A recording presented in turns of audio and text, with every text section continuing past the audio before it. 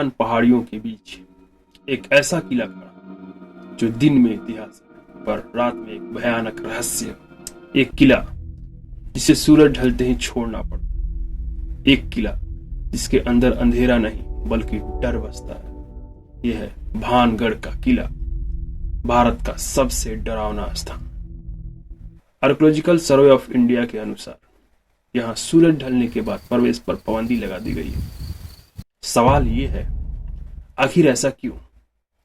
क्या यह सिर्फ एक अफवाह है या फिर इस किले में वाकई कुछ ऐसा है जो मनुष्य के समझने से परे है? स्वागत है भानगढ़ में, इंडिया की मोस्ट हॉन्टेड प्लेस।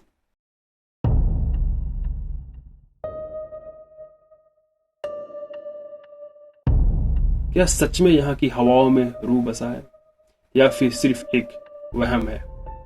आज हम पर्दा उठाएंगे भानगढ़ की उस सच से जिसे विज्ञान और विश्वास दोनों को चुनौती दे रखा है।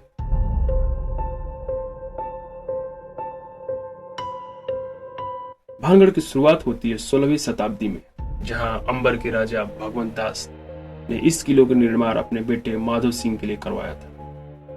उस वक्त भानगढ़ एक खूबसूरत और समृद्ध नगर था। महल, मंदिर, बाजार और चारों तरफ रौनक ही रौनक थी। लेकिन कहते हैं ना, हर चमकते शहर का एक काला सच होता है। लोग कहते हैं कि भानगढ़ की राजकुमारी रत्नावती बेहद खूबसूरत थी और उनके खूबसूरती के चर्चे दूर दूर तक थे। लेकिन उस खूबसूरती पर नजर थी एक तांत्रिक सिंघिया की। वो राजकुमारी को पाना चाहता था। उसने काले जादू का सहारा लिया और राजकुमारी के परफ्यूम में एक वशीकरण मंत्र फूंक दिया। लेकिन राजकुमारी वे चाल भाप ली थी। उन्होंने वो शीशी उठाई और एक चट्टान पर फेंक दिया। काला जादू उल्टा पड़ गया और वो चट्टान तांत्रिक ओर लुढ़कते हुए उसे कुचल दिया।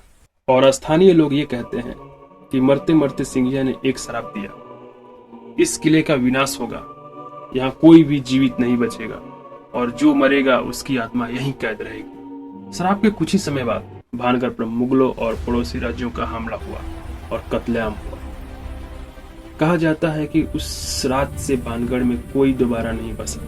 अजीब बात यह है कि आज भी यहाँ के घरों पर छत नहीं है। जैसे ही कोई छत डालता है वो गिर जाता है। स्थानीय लोग ये कहते हैं किले में रात को चीखें सुनाई देती है।